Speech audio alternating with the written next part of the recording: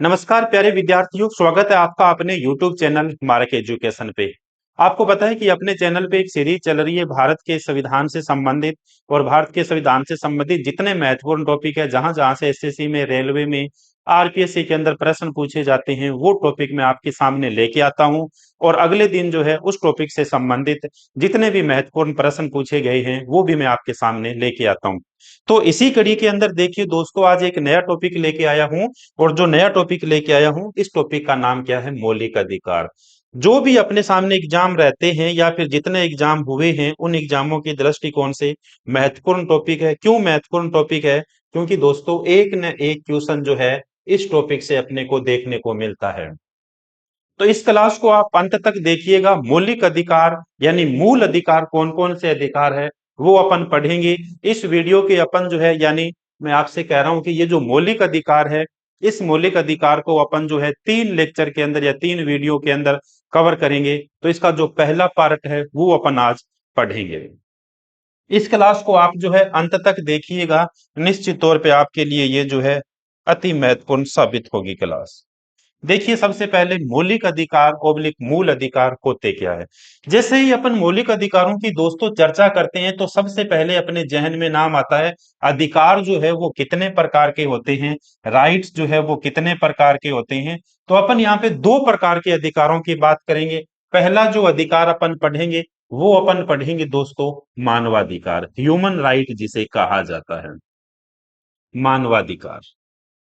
2 number पे जो अपन पढ़ना चाह रहे हैं यहाँ पे, वो अपन पढ़ेंगे मौलिक अधिकार। मौलिक अधिकार, फंडामेंटल राइट। अब देखिए, बात आती है कि मौलिक अधिकार और ये जो मानवाधिकार है, इन अधिकारों के अंदर फर्क क्या होता है। किसे अपन मानवाधिकार कहेंगे, किसे अपन जो है दोस्तों मौलिक अधिकार कहेंगे। तो सबसे पहले तो ये देखिए, ये जो मानवाधिकार है, इन मानवाधिकारों की परिभाषा क्या होती है, इसकी डेफिनेशन क्या होती है। तो सबसे पहले तो ये देखिए, मानव को मानव होने के नाते, दोस्तों मानव होने के नाते, मानव होने के नाते किसके द्वारा? प्रकृति के द्वारा जो अधिकार मिलते हैं, प्रकृति यानी नेचर के द्वारा जो अधिकार मिलते हैं, उन अधिकारों को क्या कहा जाता है? उन अधिकारों को मानवाधिकार कहा जाता है। यानी मानव को मानव होने के नाते या मनुष्य को मनुष्य होने के नाते मान प्रकृति के द्वारा जो अधिकार दिए जाते हैं, उन अधिकारों को क्या कहा जाता है? मानवाधिकार, या फिर उन्हें ह्यूमन राइट कहा जाता है। अब बात आती है मौलिक अधिकार किसे कहा जाता है। देखिए, मौलिक अधिकार व्यक्ति के सर्वांगीण विकास के लिए, व्यक्ति के सर्वांगीण विकास के लिए, व्यक्ति के सर्वांगीण विकास के लिए, सर्वांगीण विकास के लिए संविधान के द्वारा जो अधिकार प्रदान किए जाते हैं, संविधान के द्वारा जो अधिकार प्रदान किए जाते हैं दोस्तों, उन अधिकारों को क्या कहा जाता है? मौलिक अधिकार कहा जाता है। देखिए, जैसे व्यक्ति के सर्वांगीण विकास के लिए, बौद्धिक विकास के लिए जो अधिकार दिए जाते हैं, उन्हें क्या कहा जाता है? उन्हें जो है मौलिक अधिकार ऑब्लिक मूल अधिकार इन्हें कहा जाता है। जैसे आप और हम भारत के अंदर निवास करते हैं, तो भारत के संविधान के द्वारा अपने को वर्तमान में 6 प्रकार के जो मौलिक अधिकार दिए गए हैं, वो अधिकार अपने को कौन से कहलाते हैं? मूल अधिकार ऑब्लिक मौलिक अधिकारों की श्रेणी में आते हैं। अब देखिए, इन दोनों के अंदर जो है और क्या क्या अपन डिफरेंस कर सकते हैं, क्या क्या अलग अलग इनके अंदर अपन जो है इनमें देख सकते हैं।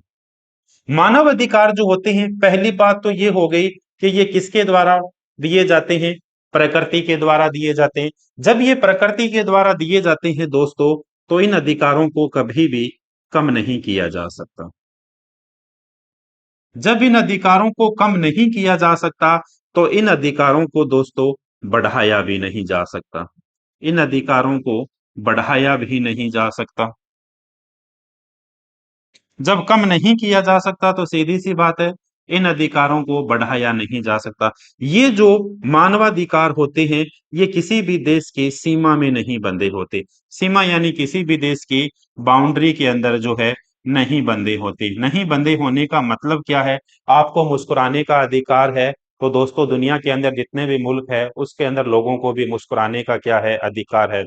क्यों ये अधिकार है? क्योंकि इसलिए अधिकार है क्योंकि ये जो है किसी देश के संविधान के द्वारा नहीं दिए जा रहे, ये किसके द्वारा प्रदान किए जा रहे हैं? प्रकृति के द्वारा प्रदान किए जा रहे हैं। तो ये जितने भी मुल्कों के अंदर लोग निवास करते हैं उन सभी को ये अधिकार दिए जाते हैं। दूसरी तरफ अपन मौलिक अधिकारों की बात करें तो ये सबसे पहली बात है, ये मौलिक अधिकार अपने को प्रदान कौन करता है? तो मौलिक अधिकार अपने को संबंधित देश के संविधान के द्वारा जो है प्रदान किए जाते हैं। संविधान के द्वारा प्रदान किए जाते हैं मतलब क्या हुआ? मतलब इन अधिकारों को कम भी किया जा सकता है। इन अधिकारों को कम भी किया जा सकता है। जब किन्हीं अधिकारों को दोस्तों कम किया जा सकता है तो निश्चित सी बात है उन अधिकारों को बढ़ाया भी जा सकता है। कम किया जा सकता है, बढ़ाया जा सकता है, और इसमें क्या फर्क रहता है? और इसमें दोस्तों ये फर्क रहता है, ये जो है देश की सीमा में बंधे होते हैं। सीमा में बंधे होने का मतलब क्या हो गया? सीमा में बंधे होने या बाउंड्री में बंधे होने का मतलब ये हो गया, आप और हम भारत के अंदर निवास करते हैं तो भारत के अंदर हैं तभी अपने को कितने प्रकार के अधिकार मिलेंगे? 6 प्रकार के अधिकार मिलेंगे। जैसे अमेरिका का संविधान है तो वहां के लोगों के लिए अमेरिका के संविधान के अंदर व्यवस्था की गई है, तो वो कहां पर है? अमेरिका के अंदर निवास करने वाले लोगों के लिए अधिकार है। तो इसलिए जो है इन दोनों के अंदर क्या क्या अलग जो है डिफरेंस है वो अपन ने पढ़ा। सबसे पहले अपन ने परिभाषा जानी किस चीज की? मानवाधिकार की अपन ने परिभाषा जानी। और इसके बाद अपन ने किसकी परिभाषा जानी दोस्तों? इसके बाद जो है अपन ने परिभाषा जानी किस चीज की? मौलिक अधिकारों की। अब देखिए दोस्तों, जब भी अपन भारत के संविधान के भाग नंबर 3 की बात करते हैं, भाग नंबर जब भी अपन 3 की बात करते हैं तो भाग नंबर 3 में अपने को कौन सी व्यवस्था मिलती है? भाग नंबर 3 में अपने को व्यवस्था मिलती है दोस्तों फंडामेंटल राइट, यानी किसकी व्यवस्था मिलती है? मौलिक अधिकारों की व्यवस्था मिलती है। जब मौलिक अधिकारों की व्यवस्था मिलती है तो मौलिक अधिकार से संबंधित पूछा जाए, भाग नंबर 3 में आर्टिकल कहाँ से मिलते हैं? आर्टिकल 12 से शुरू होते हैं और आर्टिकल कहाँ तक मिलते हैं? 35 तक अपने को मिलते हैं। 35 तक की अपने को व्यवस्था मिलती है। देखिए, जब भी भारत के संविधान के भाग नंबर 3 में प्रश्न पूछा जाता है तो आपने गौर किया होगा कुछ इस प्रकार के प्रश्न पूछे जाते हैं कि दुनिया के अंदर सबसे पहले मौलिक अधिकार लागू करने वाला कौन सा देश बनता है? दुनिया में सबसे पहले मौलिक अधिकारों की मांग करने वाला कौन सा देश बनता है? तो एक अपने सामने पॉइंट अपने को पढ़ना जरूरी है, और वो पॉइंट कौन सा है दोस्तों? वो पॉइंट है मौलिक अधिकारों का विश्व इतिहास। मौलिक अधिकारों के अपन विश्व इतिहास की चर्चा करें कि इसके संबंधित जो है विश्व इतिहास क्या कहता है, क्या क्या व्यवस्था मिलती है अपने को मौलिक अधिकारों से संबंधित विश्व इतिहास में। मौलिक अधिकारों के विश्व इतिहास में सबसे पहली बात यह है कि मौलिक अधिकारों के सबसे पहले मांग करने वाला कौन सा देश था? तो मौलिक अधिकारों की मांग करने वाला, सबसे पहले मौलिक अधिकारों की मांग की गई थी दोस्तों 1789 के अंदर, और ये की गई थी फ्रांस की जनता के द्वारा। फ्रांस की जनता के द्वारा जो है, आप सभी को पता है 1789 के अंदर, और 1789 के अंदर एक क्रांति होती है, और वो दोस्तों कौन सी क्रांति होती है? रेवोल्यूशन ऑफ फ्रेंच, इसे कहा जाता है फ्रांस की क्रांति। ये जो फ्रांस की क्रांति है, यहां से एक बहुत अच्छा प्रश्न भी पूछा जाता है। बहुत अच्छा प्रश्न देखिए कौन सा पूछा जाता है। प्रश्न पूछा जाता है समानता, स्वतंत्रता और भ्रातृत्व। समानता, स्वतंत्रता और भ्रातृत्व यानी भाईचारा, ये जो है किस क्रांति का नारा था? तो ये अपने को नारा किस क्रांति का मिलता है? फ्रांस की क्रांति का नारा मिलता है। अब एक प्रश्न क्लियर अपने सामने हुआ कि दुनिया में सबसे पहले मौलिक अधिकारों की मांग करने वाला देश कौन सा बनता है? तो मौलिक अधिकारों की मांग की गई थी फ्रांस के अंदर, और फ्रांस की जनता के द्वारा की गई थी 1789 के अंदर। फिर जो है उसके बाद दुनिया के अंदर एक, दुनिया का पहला लिखित संविधान बन के सामने आता है, और 1791 के अंदर एक किस देश का संविधान बनता है? तो वो दोस्तों संविधान बनता है अमेरिका का। अमेरिका का संविधान बना, और अमेरिका के संविधान निर्माताओं के द्वारा वहां के लोगों को उन्होंने क्या प्रदान किए थे? मौलिक अधिकार प्रदान किए थे। मौलिक अधिकार प्रदान किए थे। अब प्रश्न अपने से कौन सा पूछा जाता है? प्रश्न अपने से ये पूछा जाता है कि मौलिक अधिकार ओब्लिक मूल अधिकार देने वाला दुनिया का पहला देश, दुनिया का पहला देश कौन सा था? जिसने लिखित रूप से अपने देश के संविधान में मौलिक अधिकारों को शामिल किया था। तो लिखित रूप से मौलिक अधिकार देने वाला देश भी कौन सा बन जाता है दोस्तों? देश भी बन जाता है अमेरिका बन जाता है। यूनाइटेड स्टेट ऑफ कौन बना था? अमेरिका। तो फिर से देखिए, मौलिक अधिकारों की सबसे पहले मांग तो की गई थी फ्रांस की क्रांति में, फ्रांस की जनता के द्वारा। और मौलिक अधिकार लिखित रूप से देने वाला पहला देश कौन सा बनता है? अमेरिका बनता है। अब देखिए, एक प्रश्न आता है कि भारत के संविधान के भाग नंबर 3 को, और भाग नंबर 3 को पूछा जाए किसकी संज्ञा दी जाती है, तो दोस्तों संज्ञा दी जाती है मेग्ना कार्टा की। मेग्ना कार्टा कहा जाता है। इसे मेग्ना कार्टा क्यों कहा जाता है? तो दुनिया में सबसे पहले, और दुनिया में सबसे पहले 1215 ईस्वी में, और 1215 ईस्वी में मैं चर्चा कर रहा हूं किस देश के? ब्रिटेन की कर रहा हूं। और ब्रिटेन का एक राजा हुआ करता था, उसका नाम था दोस्तों सर जॉन साइमन। ये जो सर जॉन साइमन द्वितीय है, ये ब्रिटेन का उस समय सम्राट हुआ करता था, ब्रिटेन का राजा हुआ करता था। और इसी सर जॉन साइमन ने ब्रिटेन के लोगों को, या वहां के जो लोकल लोग थे, उन लोगों को कुछ अधिकार दिए थे। और जो अधिकार जिस दस्तावेज के द्वारा दिए थे, जिस डॉक्यूमेंट के द्वारा दिए गए थे, उस डॉक्यूमेंट का नाम क्या था? उस डॉक्यूमेंट का नाम था मेग्ना कार्टा। और यही जो मौलिक अधिकार है, भारत के संविधान के किस भाग में मिलते हैं?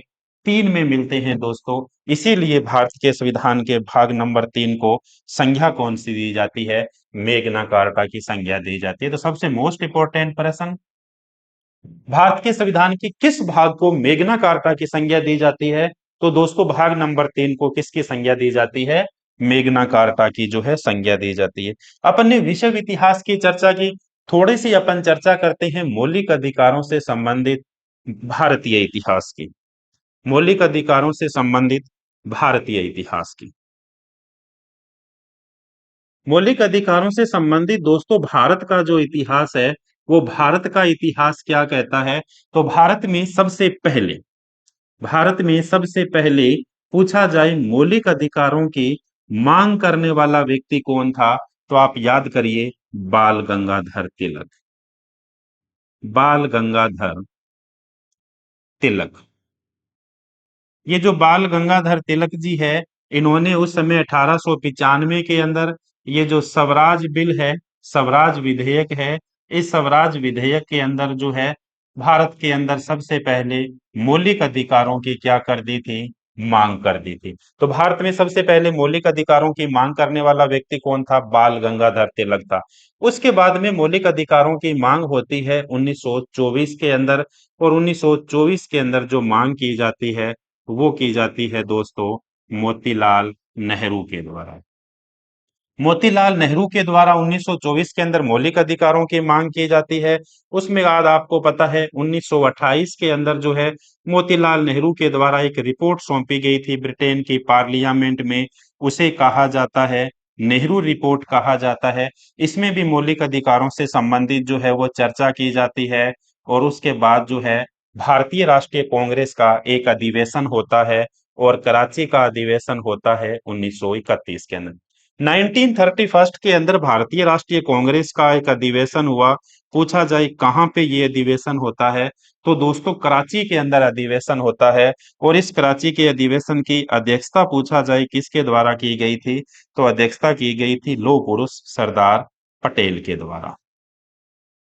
सरदार पटेल के द्वारा जो इसकी अध्यक्षता की गई थी। और इसी 1931 के अंदर जो है सरदार वल्लभ भाई पटेल के द्वारा मौलिक अधिकारों से संबंधित जो है दस्तावेज, या मौलिक अधिकारों से संबंधित जो है दोस्तों इस प्रस्ताव को इन्होंने क्या कर दिया था?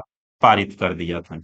तो भारत के अंदर जो इतिहास मिलता है अपने को मौलिक अधिकारों का, वो कौन कौन सा इतिहास मिलता है? सबसे पहले जो है अनौपचारिक रूप से मौलिक अधिकारों की मांग करने वाले व्यक्ति कौन होते हैं? बाल गंगाधर तिलक, स्वराज विधेयक के अंदर ये मांग करते हैं।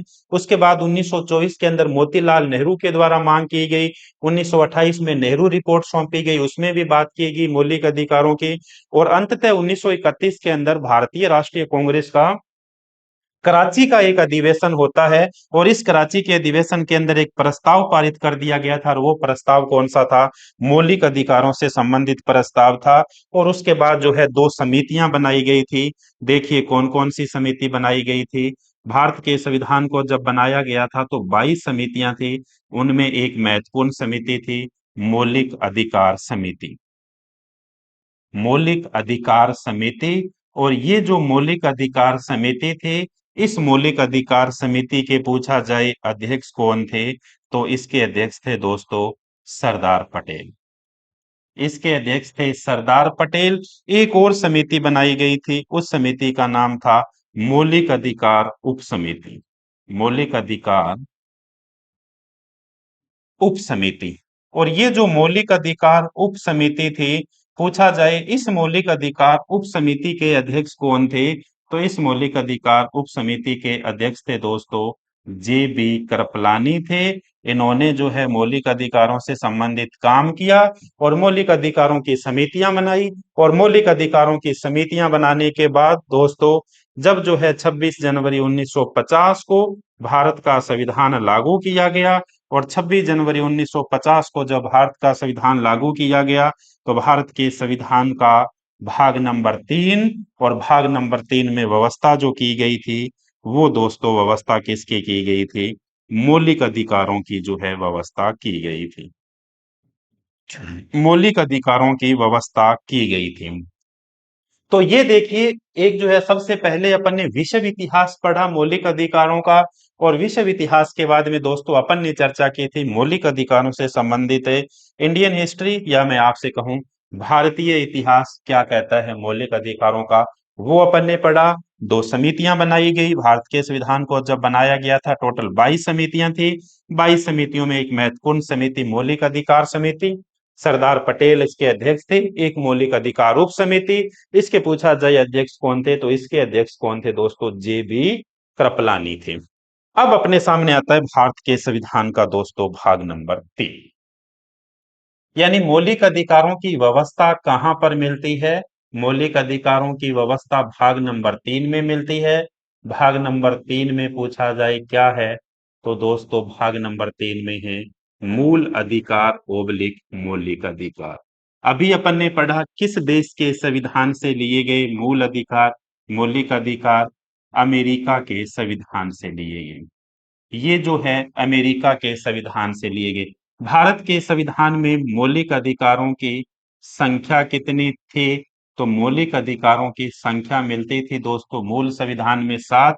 वर्तमान में पूछा जाए मूल अधिकार मौलिक अधिकारों की संख्या कितनी है, तो वर्तमान के अंदर मूल अधिकार ऑब्लिक मौलिक अधिकारों की संख्या कितनी मिलती है? 6 मिलती है। इसके अलावा भी देखिए बहुत अच्छे प्रश्न पूछे जाते हैं। आगे बढ़ने से पहले अपन प्रश्नों को पढ़ते हैं और वो देखिए किस प्रकार से पूछा जाता है। प्रश्न पूछा जाता है भारत के संविधान का मौलिक अधिकार का भाग नंबर 3 वाद योग्य है या नहीं दोस्तों?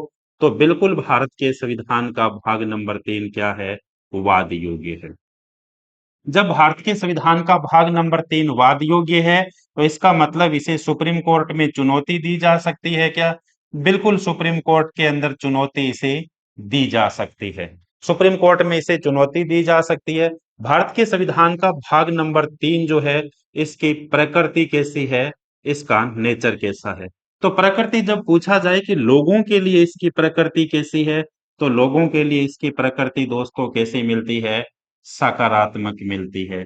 सकारात्मक देखिए प्रकृति कैसी मिलती है? भाग नंबर 3 में जितने भी आप आर्टिकल पढ़ोगे तो उन आर्टिकलों के अंदर लिखा हुआ मिलेगा भारत के अंदर किसी भी व्यक्ति के साथ जाति के आधार पे, धर्म के आधार पे, लिंग के आधार पे, जन्म स्थल के आधार पे, क्षेत्र के आधार पे भेदभाव नहीं किया जाएगा। भारत के अंदर दास प्रथा को समाप्त किया जाएगा। इस प्रकार मतलब नहीं किया जाएगा, नहीं किया जाएगा, तो इसका मतलब प्रकृति कैसी हो गई? इसकी सकारात्मक होगी। और जब प्रकृति पूछा जाए कि प्रकृति जो है, इसकी प्रकृति राज्य के लिए कैसी है, तो राज्य के लिए दोस्तों इसकी प्रकृति कैसी मिलती है?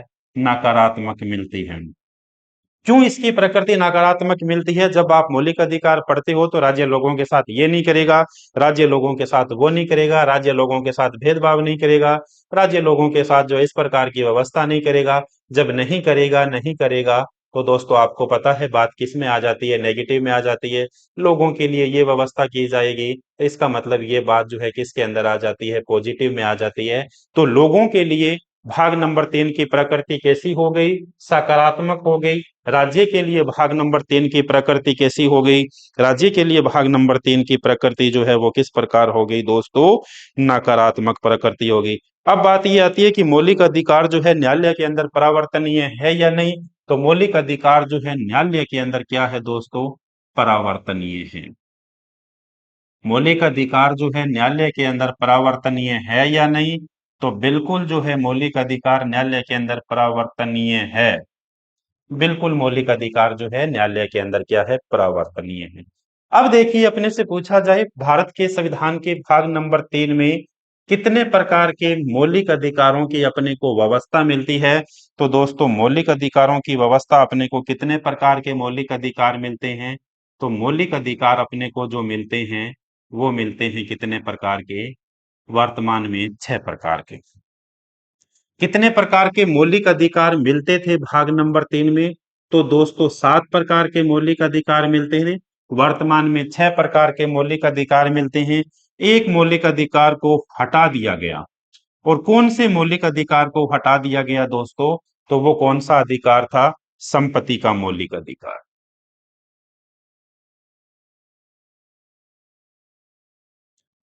किस मौलिक अधिकार को हटा दिया गया, तो राइट टू प्रॉपर्टी, संपत्ति का मौलिक अधिकार हटा दिया गया। संपत्ति का मौलिक अधिकार हटा दिया गया। ये संपत्ति का मौलिक अधिकार भारत के संविधान के भाग नंबर 3 में किस आर्टिकल के अंदर अपने को मिलता था। तो इसकी व्यवस्था मिलती थी आर्टिकल नंबर 31 के अंदर व्यवस्था मिलती थी। और अब अगर पूछा जाए कि यहां से हटा दिया गया, तो सबसे पहली बात तो ये कि मौलिक अधिकार जो है किस सॉरी, संपत्ति का जो अधिकार है किस श्रेणी से हटाया गया था। तो संपत्ति का मौलिक अधिकार हटा दिया गया था मौलिक अधिकारों की श्रेणी से।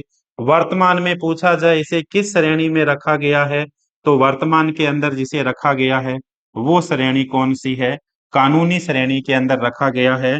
और पूछा जाए किस आर्टिकल में रखा गया, तो वर्तमान के अंदर इसकी व्यवस्था जो मिलती है दोस्तों वो मिलती है आर्टिकल नंबर 300 के अंदर मिलती है। तो आर्टिकल नंबर 31 से हटा दिया गया, वर्तमान के अंदर आर्टिकल नंबर 31 खाली पड़ा हुआ है। अब अगर पूछा जाए व्यवस्था कहाँ पे मिलती है, तो ये आर्टिकल नंबर 300 कै में मिलती है। इसे कब हटाया गया दोस्तों, इसे हटा दिया गया 44वें संविधान संशोधन 1978 के द्वारा। और उस समय प्रधानमंत्री कौन थे, तो उस समय जनता दल के पहले प्रधानमंत्री, और उनका नाम था मोरारजी भाई देसाई। उनका नाम था मोरारजी भाई देसाई। तो ये 44वें संविधान संशोधन के द्वारा जो है किसे रिमूव कर दिया गया था, किसे हटा दिया गया था मौलिक अधिकारों की श्रेणी से, वो हटा दिया गया था संपत्ति का मौलिक अधिकार। कहाँ पे मिलता था, आर्टिकल 31 में मिलता था।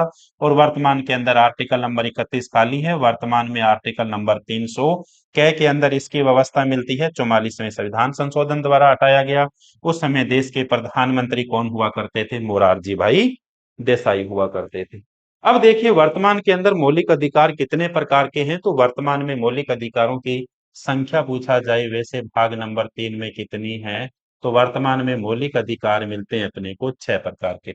सबसे पहले जो अपने को अधिकार मिलता है वो मिलता है दोस्तों राइट टू इक्विटी, समानता का अधिकार।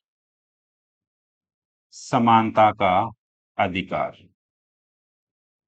समानता का अधिकार। फिर अपने को मिलता है स्वतंत्रता का अधिकार।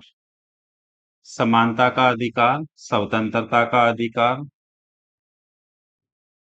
शोषण के विरुद्ध अधिकार, शोषण के विरुद्ध अधिकार, विरुद्ध अधिकार।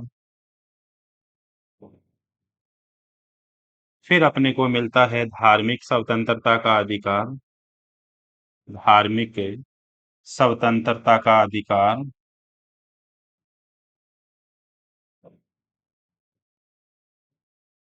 फिर अपने को मिलता है शिक्षा व संस्कृति का अधिकार। शिक्षा एवं संस्कृति का अधिकार, शिक्षा एवं संस्कृति का अधिकार। हटा कौन सा दिया दोस्तों? संपत्ति का अधिकार। और फिर अपने को मिलता है संवैधानिक उपचारों का अधिकार, संवैधानिक उपचारों का अधिकार, संवैधानिक उपचारों का अधिकार। तो अब देखिए वर्तमान में कितने प्रकार के मौलिक अधिकार है अपने पास? 6 प्रकार के मौलिक अधिकार।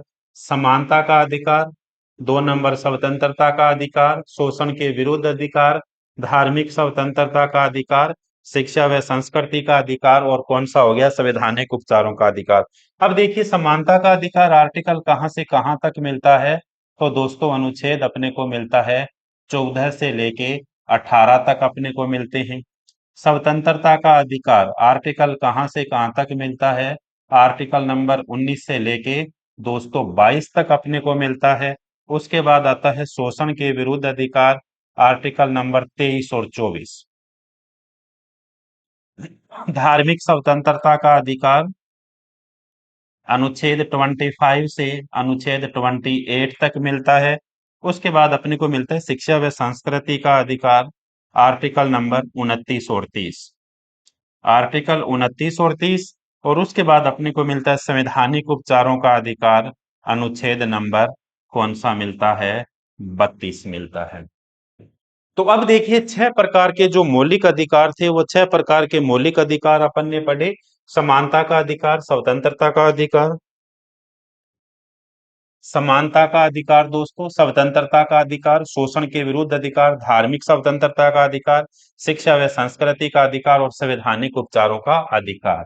ये आर्टिकल नंबर 14 से 18, 19 से 22 स्वतंत्रता का, शोषण के विरुद्ध 23 और 24, शिक्षा व संस्कृति का 25 से 28 है।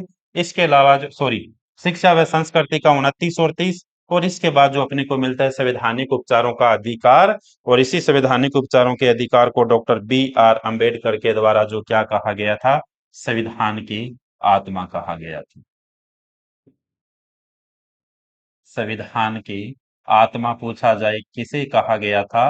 तो दोस्तों संविधान की आत्मा कहा गया था आर्टिकल नंबर 32 को। किसके द्वारा कहा गया था? तो बाबा साहेब डॉक्टर B.R. अम्बेडकर के द्वारा कहा गया था। Baba Saheb doctor B.R. अम्बेडकर के द्वारा कहा गया था। किस आर्टिकल को कहा गया था? तो दोस्तों आर्टिकल नंबर 32 को कहा गया था। तो देखिए दोस्तों आज अपन ने जो चर्चा की थी वो एक मोस्ट इंपोर्टेंट टॉपिक, और मोस्ट इंपोर्टेंट टॉपिक का नाम अपने सामने क्या था? मौलिक अधिकारों की चर्चा की। एक बार फिर से आप देखिए थोड़ा सा। सबसे पहले अपन ने चर्चा की थी मानवाधिकार क्या होते हैं, वो अपन ने पढ़ा। मौलिक अधिकार क्या होते हैं वो अपन ने पढ़ा। किस प्रकार बढ़ाया जा सकता है, घटाया जा सकता है, वो अपन ने पढ़ा। इसके अलावा जो है मौलिक अधिकारों का विश्व इतिहास अपन ने पढ़ा। मौलिक अधिकारों का भारतीय इतिहास अपन ने पढ़ा। मौलिक अधिकारों से संबंधित समितियां कौन सी बनाई गई थी वो अपन ने पढ़ी। और उसके बाद जो है मौलिक अधिकारों की प्रकृति कैसी है, लोगों के लिए सकारात्मक प्रकृति, राज्य के लिए कैसी प्रकृति, नकारात्मक प्रकृति। वर्तमान के अंदर 6 प्रकार के हैं, पहले 7 प्रकार के थे, हटाया गया था। तो कौन सा हटाया गया था? राइट टू प्रॉपर्टी को हटाया गया था। 44th कॉन्स्टिट्यूशन अमेंडमेंट 1978 के द्वारा हटा दिया गया था। प्रधानमंत्री मोरारजी भाई देसाई उस समय प्रधानमंत्री थे वे। कितने प्रकार के मौलिक अधिकार है? तो 7 प्रकार के मौलिक अधिकार थे। वर्तमान के अंदर 6 प्रकार के मौलिक अधिकार मिलते हैं। आज की क्लास को दोस्तों अपन यहीं तक पढ़ेंगे। कल इसका पार्ट मैं आपके सामने 2 लेके आऊंगा। आगे जितने भी इससे संबंधित आर्टिकल है वो सारे अपन आर्टिकल पढ़ेंगे। तो अगर आपको ये क्लास अच्छी लगे तो आप इस क्लास को लाइक करिएगा, चैनल को हमारे सब्सक्राइब करिएगा। और उसके बाद जो है मैं आपके सामने मौलिक अधिकारों से संबंधित जितने भी प्रश्न बनते हैं वो प्रश्न लेके आऊंगा। तब तक के लिए धन्यवाद दोस्तों।